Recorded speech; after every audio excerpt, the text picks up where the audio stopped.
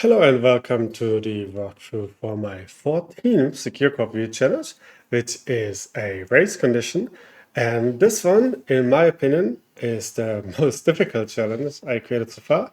And it's also been my favorite, but more about that a bit later. So let's start by going through the source code.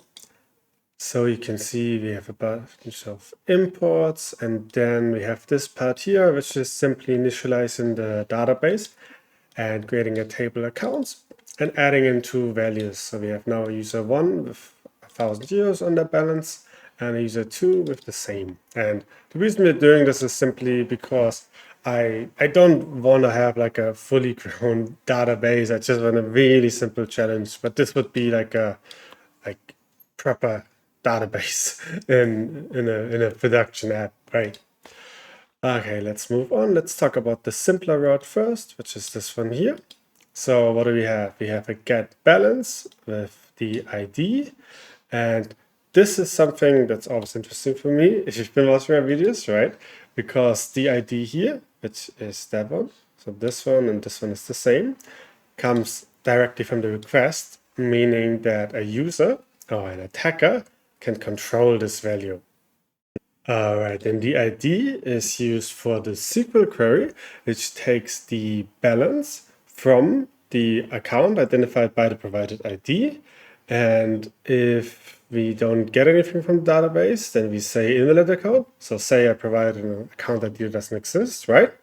And otherwise, we simply return how much money you have, your balance. We simply return it back. And at this point, you might be wondering, whoa, does this mean that I can simply get every other user's balance so I can just see how much money everyone has? Yes, you're correct. But when I posted this challenge, I put in the challenge instructions that you should assume that proper authentication and authorization are in place. So we ignore this for now and we assume there was a proper session management and you can only access your own balance, right? So let's just ignore off and authentication authorization for now and move on to the next round. Okay, and the next one is post transfer, which takes from to an amount from the request body. And again, you will hear me say this every time.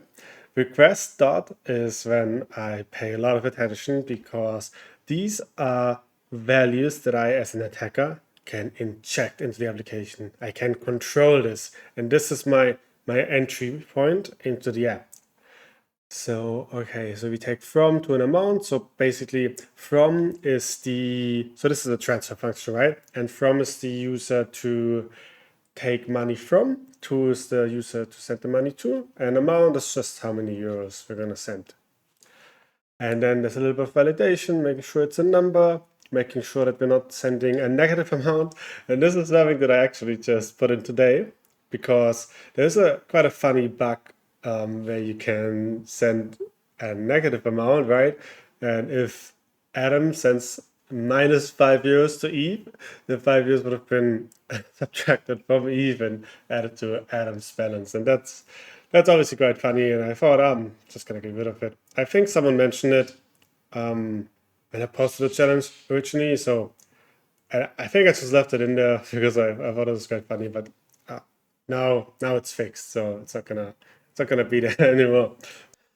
And then next we select the balance from the accounts where the ID is from. Okay, so say Adam wants to transfer 10 euros to Eve, then we now get Adam's balance, the from balance, and we check if we get something back for this query, right? Otherwise we say invalid from account, because if we don't get anything back, then it means that this account doesn't exist. Then we check if Adam actually has the I think he was at 5, the 5 euros that he's gonna transfer to Eve. So we make sure that Adam has 5 euros on their account. And then we do 2 updates. We subtract the 5 euros from Adam's balance here, and we add them to Eve's balance here. And then we send back a transfer successful. And now you might be wondering, that looks all pretty harmless, right?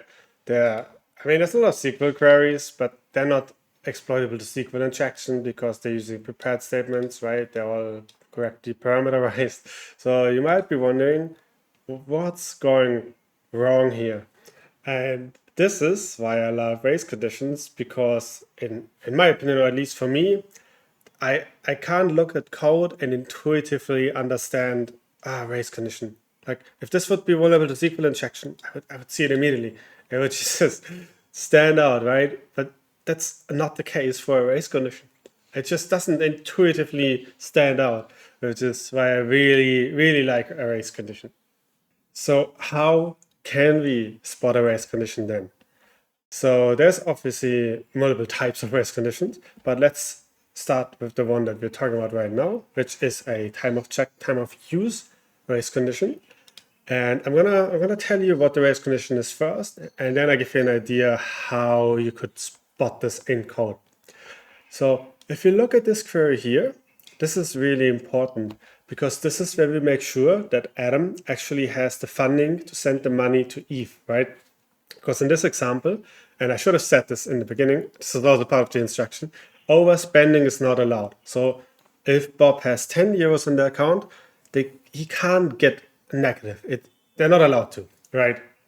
So this is why this step is really important, because here we take Bob's balance, or let's stick with Adam and Eve. We take Adam's balance and we make sure that Adam actually has the 10 euros that he wants to send to Eve. And if he doesn't, we say insufficient funds, right? And then afterwards, we have these two queries where we subtract the 10 euros from Adam and add them to Eve.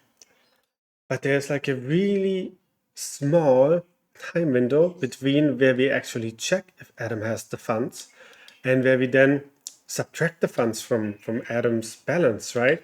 And you might be wondering, come on, it's just a few lines of code, right? This must be happening pretty much in real time and at the same time. And no, that's the thing. It doesn't. I mean, I would have to check. It could be that it's microseconds, nanoseconds. I don't know from the top of my head, but it's a really tiny, tiny time frame where Adam's balance is checked and he has the funds, but the money hasn't been subtracted yet. So we check if he has the funds for 10 euros. So say he has 20 euros on his account and we want to transfer 10 euros. Then there's a small window where we have checked, okay, he has the 10 euros, but we haven't subtracted them yet. And if we fire a ton of requests in a really small amount of time, then we can get to this point where they are checked. Adam has 20 euros. We fire 10 requests to transfer 10 euros to Eve, and really, really fast. Then there's a time window where multiple of these requests have already completed a check that Adam has the 10 euros because he has 20 euros on his account, but we haven't reached that point where the money was subtracted. And that's the race condition we will abuse in this challenge. So how can you spot this in the code? Just by looking at the code. And again, this is my most difficult challenge. So if you feel like this is a bit overwhelming, that's totally okay. But the way to find this kind of race condition is you find something that takes a little bit of time, like database transactions, so that you have this really small time window, right? And then you look for parts in the code where a check is done, something like this. So checking if the user has the funds. And then a little bit later, based on that check, based on if that check is true or false, we do something. Like here, sending another database command to update the balance, right? So of course this happens everywhere in the code. So that is why again they're difficult to identify, but this is how you would do it. And now you might be wondering if what I just said, like a check, and then afterwards, based on this check, something happens. Like you're probably wondering, isn't that absolutely everywhere? And yeah, you're right. It probably is. It is, right? So that's why there might be some really, really interesting, really weird race conditions all over the place, right? But in practice, so this is a really small time window again. And I'm not 100% sure if you could exploit this if I would not be running the challenge locally, because you have things like network jitter, you have things like latency, right? So it would be interesting to play around with this. So in a lab environment, I would say a ton of these are actually exploitable. But in the real world, I'm not 100% sure. I'm not a race condition expert, but there has been some really interesting research, like, was it 2 years ago? Black Hat or DEF CON from James Kettle. So if you want to read further on this, feel free to. But yeah, I'm not going to spend more time on this because there's just no easy way to spot them. That's just the way it is, I'm afraid. All right. I had already fired up this challenge before I started recording. So as with most of the challenges, you can simply go in there and run Docker Compose up, and this will launch everything we need for the challenge.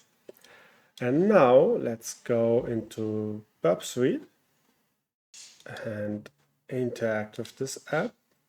So what was the port again? By the way, if you wanna find out the port, because I'm not providing this information because it's a code review challenge and the port's in the code, right? So let's start here. So we have port 3000, which means that this Node.js app runs on port 3000 within the Docker container. But that doesn't mean that you can actually access it via localhost 3000 from the host. So let's see. To figure out the port on the host, we need to look at the Docker Compose file. And here, this is the app, this is the Node.js part. And we can see that we map port 3000 on my Metal laptop. We map it to port 3000 in the Node.js app, which means we can access that Node.js app within the Docker container via localhost 3000 from my laptop. So, and as you can see, this is true. And we can see there's a server on port 3000. And the reason we cannot get is because if we go back into the code, there's simply no slash route. There's slash transfer and slash balance, but we don't have just a slash, right? This is why you can't get anything there. And now let's go into Burp Suite and take that request. And let's start by checking the user's balances. So there was balance and ID. Okay, so that should be very simply this. This should give us Adam's balance, and then we can get Eve's balance via this. Okay, that's working. Beautiful. And next we want to interact with the post endpoint. So let's see. So this goes to transfer. Okay.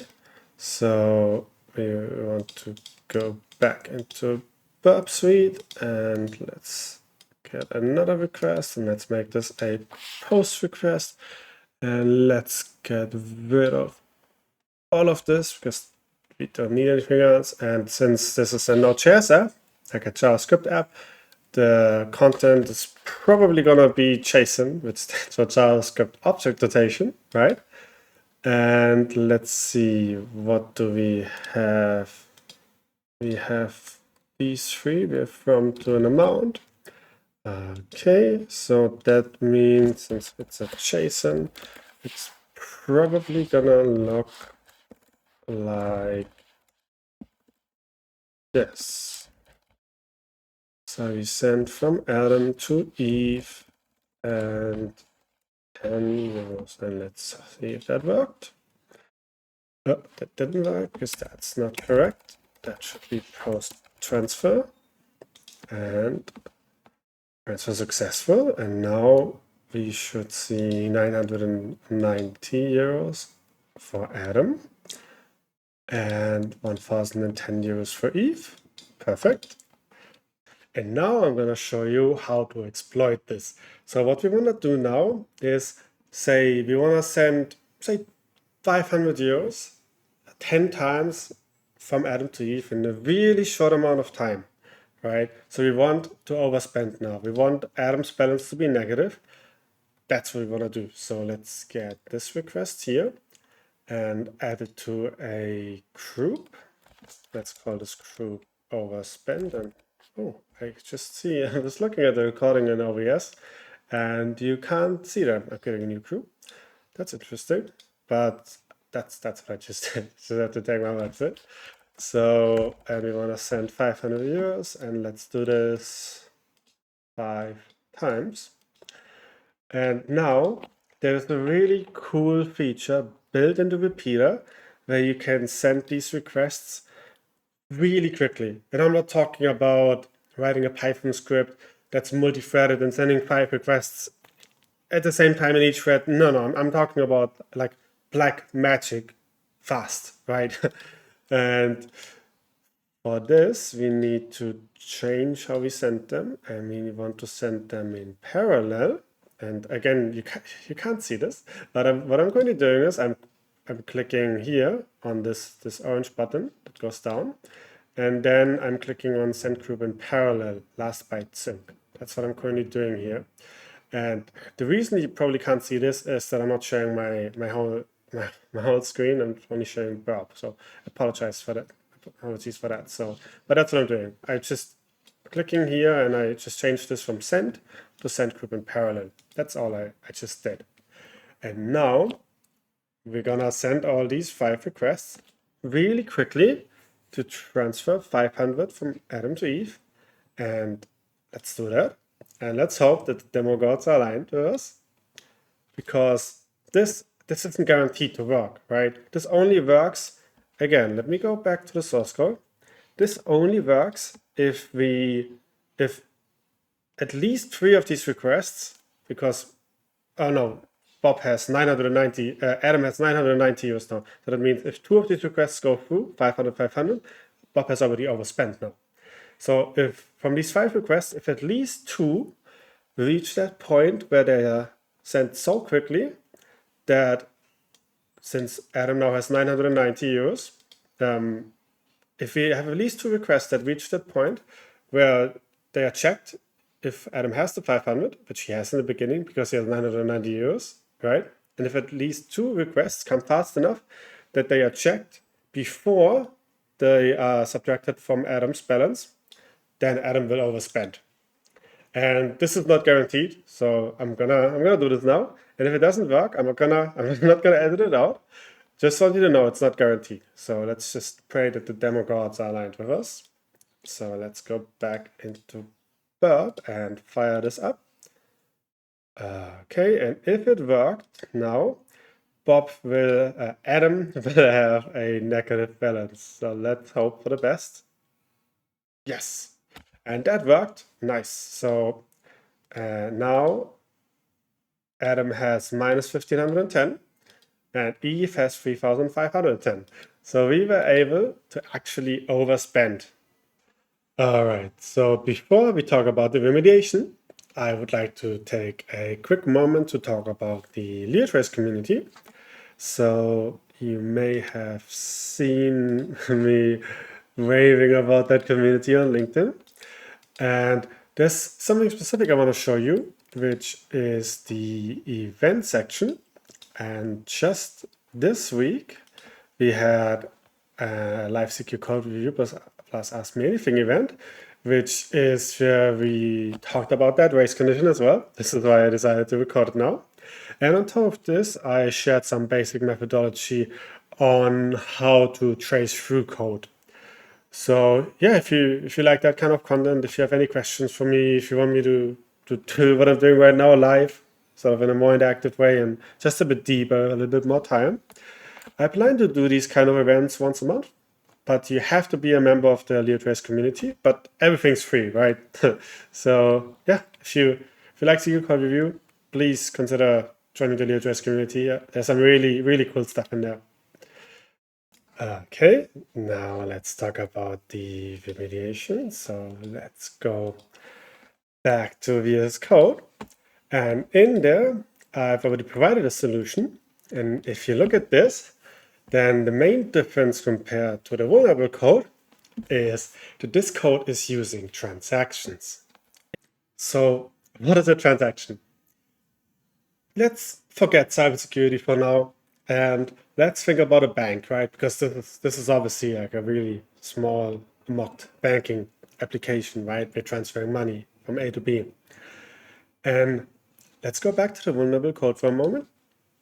And let's say that, so here there's two commands that change something in the database. There's the one that subtract, say, 10 euros from Adam, and then there's the command that adds them to Eve's balance. But what if in between these commands our server crashes? What's gonna happen then? Then we may end up in a scenario where the 10 euros have already been subtracted from Adam's balance, but they haven't been added to Eve's balance yet. And then I'm not quite sure what happened there, but we de facto burned virtual money, right? Like, yeah, I don't know what that would mean exactly from a money point of view, but you can already understand that that's not good. So that's why we want to have transactions anyway in a scenario like this where we have multiple update commands. And a transaction very simply makes sure that you group multiple update queries together, update commands together, and you either execute all of them or none of them. That's a transaction in a nutshell. So we either subtract the money from Adam, add it to Eve, we either do all of this, do both of this, or if the server crashes, we don't do anything. That's transactions. And if we now go back here, so we see we begin the transaction, and this means they are part of the transaction. And if anything goes wrong anywhere, we roll back, meaning we don't do anything, like we either do all of them or none of them. And if everything worked, we commit the transactions, meaning we fire them all up, we do everything. If there's no errors, we do both of them. So that's a transaction in a nutshell. Now you might be thinking, okay, I get why transactions make a ton of sense here, right? But how do they prevent race conditions? And the reason they prevent race conditions is that they put locks on data. So I'm not going to go too deep into this, but if you want to read further, spend some time looking up what an exclusive transaction is, what a shared transaction is, and so on. But in a nutshell, what the transaction does is, so these are the two important commands. We subtract the 10 euros from Adam, and we add the 10 euros to Eve. And what happens is that the transaction puts a lock on data. So again, to exploit this, we send 5 requests ridiculously fast, and we find if they come fast enough, then we may pass this check for multiple of these requests, and we may subtract more, we may overspend, right? So the transaction puts a lock on Adam's balance, meaning we can't subtract more money until the transaction is over. That means if we send 10 transactions ridiculously fast, it locks Adam's balance, and the next transaction has to wait. If it wants to change Adam's balance, it has to wait. So that means we can only do the next transaction once the previous one is done. And this is why the transaction prevents the race condition here. Yeah, and that's all I got to say about race conditions. So thanks so much for watching this. If you have any questions, any comments, feel free to put them on the YouTube video or reach out to me on LinkedIn. And yeah, join the LeoJS community. Thanks for watching. Have a great day. Bye bye.